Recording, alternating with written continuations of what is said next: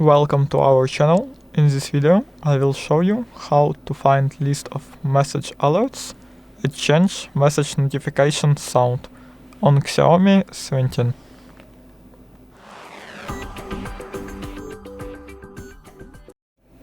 First of all, go to the settings.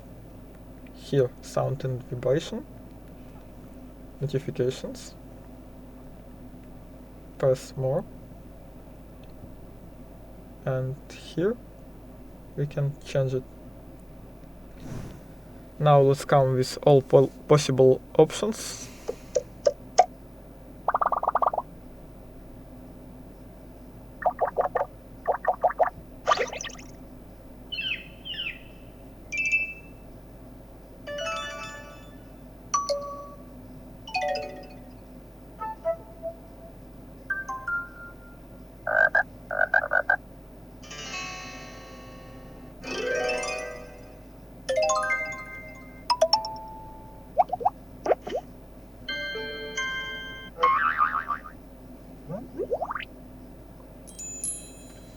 That's it. Thank you for watching.